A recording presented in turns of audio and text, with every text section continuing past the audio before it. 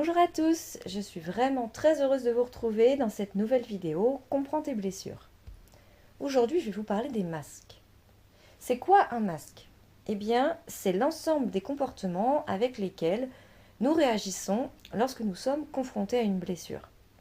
Ça veut dire que chaque fois que je ressens la douleur d'une blessure, j'utilise un certain type de comportement très stéréotypé qui va constituer mon masque. J'aime bien le comparer à une sorte de personnage qu'on incarne et qui réagit à notre place. En fait, on va jouer un rôle pendant un certain temps en utilisant certains comportements typiques et ça va nous permettre de mettre notre enfant intérieur à l'abri et de moins souffrir pendant qu'on joue ce rôle. Ce que je trouve assez surprenant, c'est que quel que soit l'individu, peu importe qui on est, on fonctionne tous de la même manière, à savoir on utilise tous les mêmes comportements à chaque fois qu'une blessure est réveillée. Lise Bourbeau a fait un travail extraordinaire en réunissant tous les comportements qu'elle a pu observer chez tous les individus qu'elle a pu voir, et elle a pu ainsi établir un profil type pour chaque blessure. Donc pour chaque blessure, il y a un masque qui lui est associé. Pour la blessure d'abandon, c'est le masque du dépendant. Pour la blessure de rejet, c'est le masque du fuyant. Pour la blessure de l'humiliation, c'est le masque du masochiste.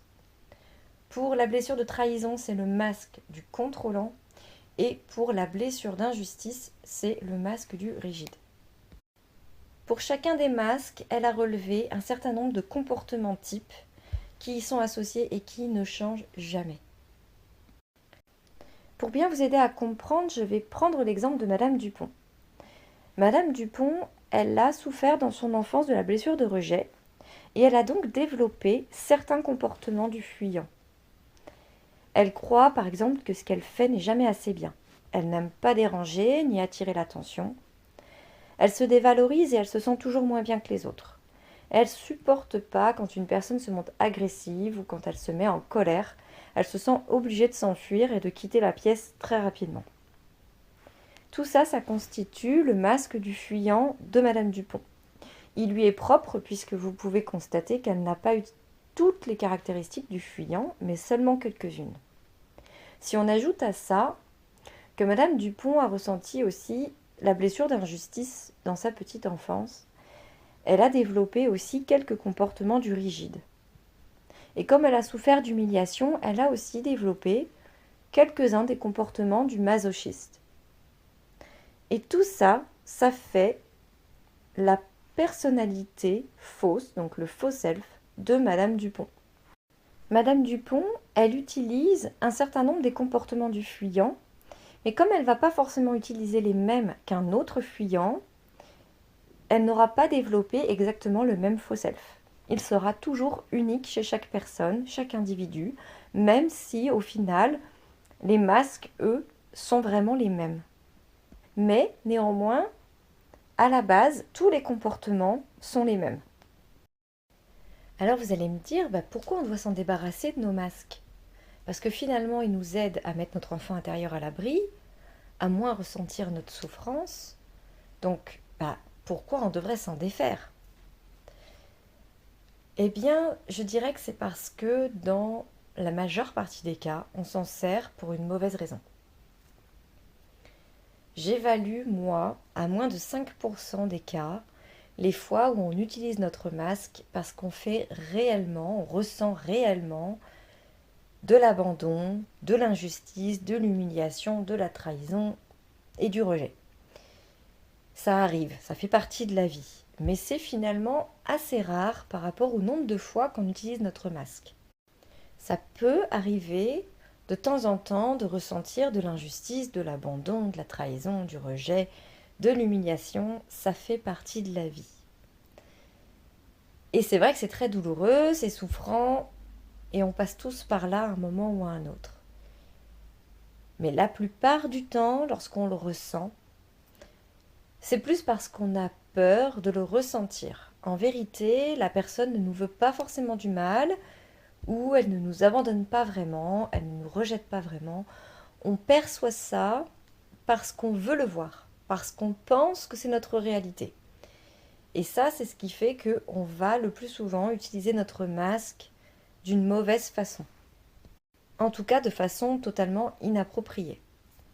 Il peut arriver aussi qu'on soit face à une personne toxique, mais c'est pareil, c'est assez rare, fort heureusement.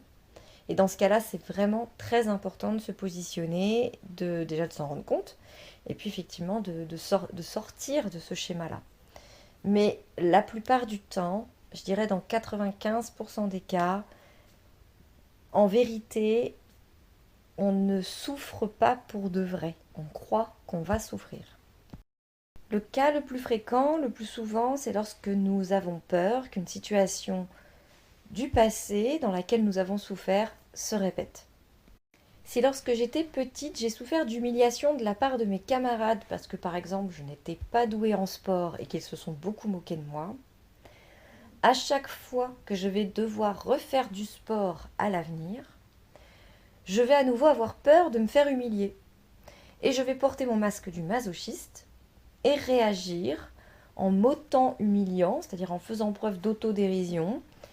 Et je vais m'humilier moi-même pour éviter de me retrouver dans la situation où ce sera les autres qui le feront à ma place. Eh bien, c'est vraiment dommage que je porte mon masque du masochiste à ce moment-là, parce qu'il y a de grandes chances que les gens autour de moi soient plus choqués par le fait que je m'auto-humilie que finalement par mon niveau en sport. Déjà parce que je suis une grande fille et que si je vais faire du sport avec ces personnes-là, c'est probablement quelque chose que j'ai choisi parce que ce sont des personnes de confiance. Donc il y a peu de chances qu'elles m'humilient, qu'elles me rabaissent, parce que ce sont mes amis. Et ensuite, ce qui est d'autant plus dommage, c'est que je m'entends m'auto-humilier. Donc finalement, je me sens à nouveau humiliée. Donc cette peur que j'ai de souffrir à nouveau me dessert. Le cas numéro 2, c'est lorsqu'on interprète les paroles de l'autre au travers du filtre de notre croyance erronée. Vous savez, j'ai déjà expliqué ce qu'était la croyance erronée, la croyance limitante dans la première vidéo. Donc si vous ne savez pas ce que c'est, je vous invite à aller regarder ma première vidéo qui s'intitule « Comment se créer la blessure originelle ». Si je souffre de la blessure de rejet et que j'ai une croyance limitante qui me dit je ne me sens pas capable de faire les choses suffisamment bien. Eh bien, si je suis en train, par exemple, d'étendre le linge et qu'une personne de mon entourage vient me proposer son aide, je vais tout de suite me sentir jugée et me dire elle ne me croit pas capable d'étendre le linge comme il faut. C'est pour ça qu'elle me propose son aide, parce qu'elle pense que je ne vais pas le faire suffisamment bien. Donc je vais porter mon masque de fuyant et je vais soit laisser tomber, ne plus vouloir étendre le linge et la laisser faire à ma place puisque je vais me dire qu'elle le fera forcément mieux que moi. Ou alors je vais me sentir jugée et je vais rejeter cette personne à mon tour en réactivité, en réaction. Et je vais lui dire, bah non mais je suis totalement capable d'étendre le linge toute seule. Merci, je n'ai pas besoin de ton aide. Et ceci, eh bien ça m'amène au troisième cas. Le cas où on va se sentir blessé, où on va utiliser notre masque parce que on se sent attaqué par le masque de l'autre. Quand cette personne me rejette et qu'elle me dit « je n'ai vraiment pas besoin de ton aide », il est possible que je me sente à mon tour abandonnée. Si j'ai une blessure d'abandon, il est possible que lorsque je sois venue proposer mon aide, j'ai simplement recherché un moment de partage avec cette personne, que j'avais besoin de sa présence. Et lorsqu'en fait elle me dit non, je n'ai pas besoin de toi, je me sens totalement abandonnée et je me dis mais en fait cette personne ne veut pas de moi. Elle ne veut pas de ma présence, elle n'a pas envie de partager du temps avec moi. Et là je vais me sentir vraiment abandonnée. Alors qu'en fait cette personne à la base, elle cherche simplement à se protéger. Elle souffre et elle essaye de se protéger. Donc elle me répond avec son masque. Mais ce faux self qu'elle m'envoie me blesse à mon tour. Si j'avais compris qu'elle avait utilisé son masque, je ne me serais peut-être pas froissée. Donc qu'est-ce qu'il faut retenir de tout ça? Eh bien moi je dirais qu'il est inutile d'utiliser ces masques pour réagir. Il serait tellement mieux de simplement se dire Je fais confiance à mes amis pour ne pas m'humilier, puisque ce sont des gens bien que j'ai choisis. Je leur fais confiance pour ne pas revivre à nouveau cette humiliation. Ou alors, tout simplement, je pourrais dire à la personne, bah, pourquoi est-ce que tu me proposes ton aide? Tu penses que je ne suis pas capable d'étendre le linge? Et là, cette personne me répondrait, bien non, pas du tout.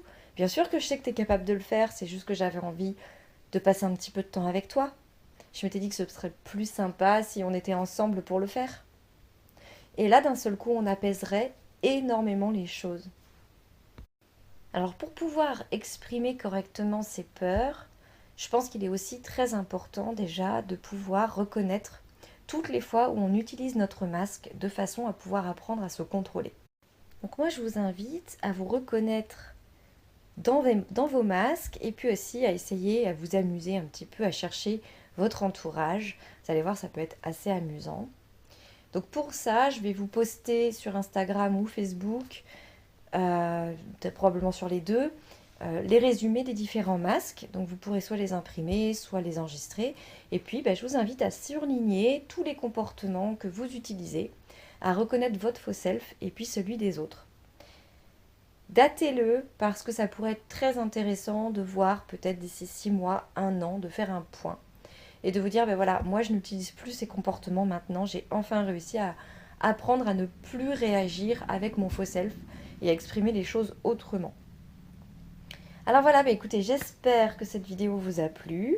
N'hésitez pas à liker, à commenter, n'hésitez pas à poser des questions, moi ça me permettra aussi peut-être de m'inspirer de vos questions pour faire de nouvelles vidéos. Et puis je vous dis à très bientôt dans une nouvelle vidéo. Comprends tes blessures.